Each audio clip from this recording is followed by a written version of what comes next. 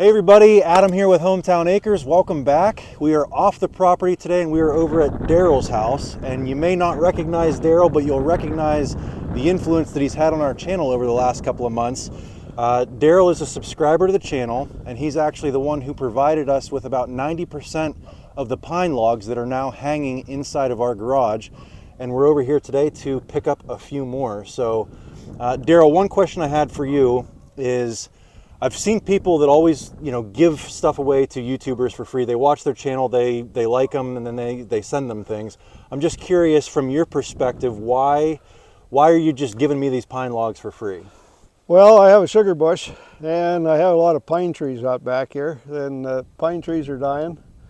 And I was going to cut them, and I wanted somebody to make some use out of them, and I didn't have any use for them. And yeah. So Adam, I've been watching his channel, and he got a saw, and there we are. I took a couple loads down last summer, and so you're big heavy into the maple syrup, and obviously this is your big stainless tank that you're getting ready to head into maple season, right? Pretty shortly. Yeah.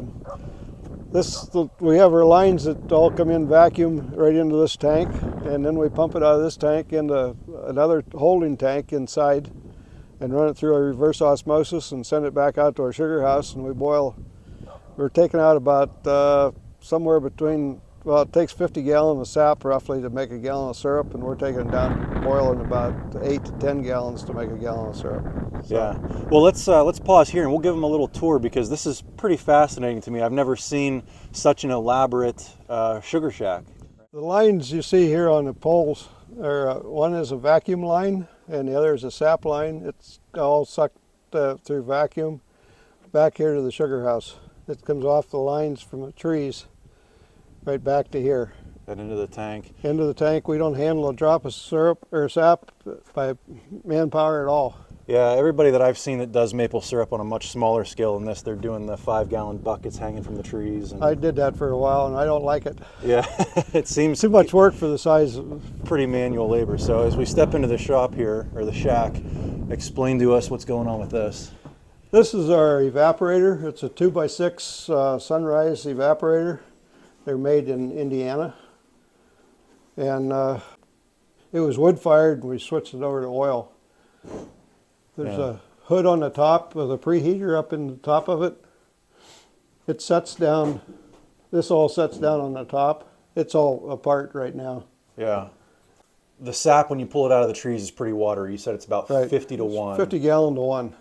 And then approximately. After you reduce it, it's down to? After we get done running through the reverse osmosis, we're taking it down somewhere between 8 and 10 gallons to 1. Yeah, so 8 gallons of water to 1 gallon of, I guess, syrup or sugar? Or? Syrup. Syrup.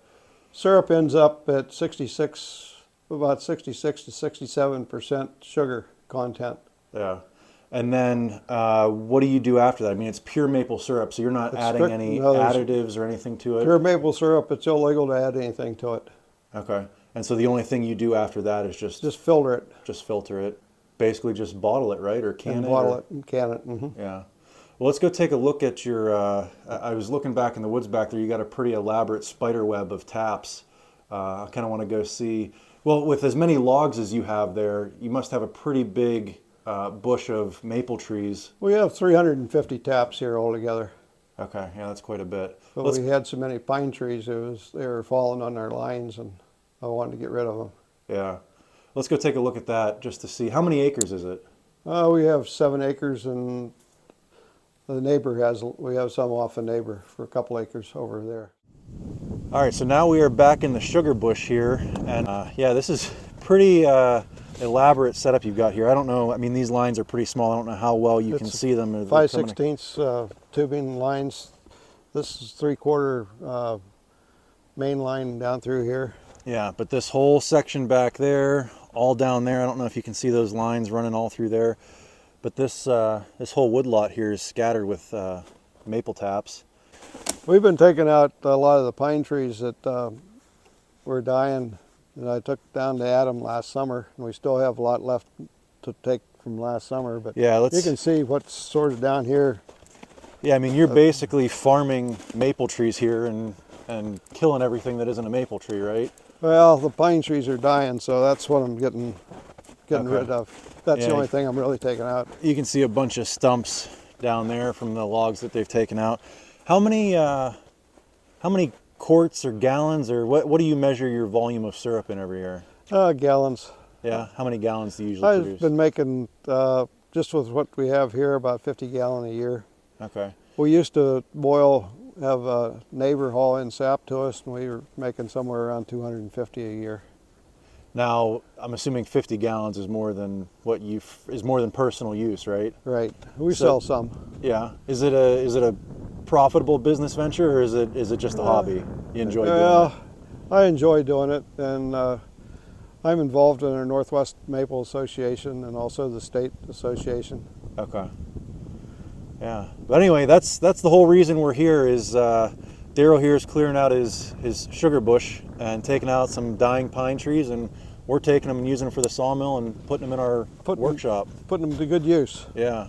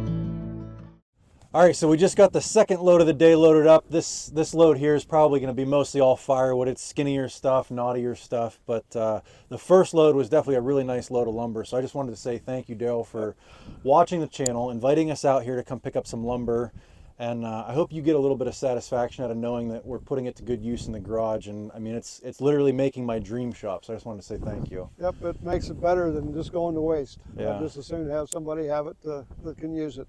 Well, I appreciate that. And I gotta say, your little Kubota B2400 here, that thing's a workhorse. I mean, to load this trailer with that much firewood and lumber, we had to cut back tires off the ground a couple of times. Yeah, it gets that way a little bit. But what year is it? It's about 22 years old. Yeah, and still running. I got it around 2000. I mean, you guys know I have a Coyote, but you can't argue with a 22-year-old Kubota that's still running good. So, but anyway, I haven't eaten anything yet today. I'm gonna head home and maybe have a bowl of chili. It's been cold and really windy out here. I hope Yes, the it audio has. hasn't been too bad for you guys. But No, anyway, if you guys enjoyed this one, give me a big thumbs up, click that subscribe button, and we'll catch you on the next one. Thanks for watching. thanks.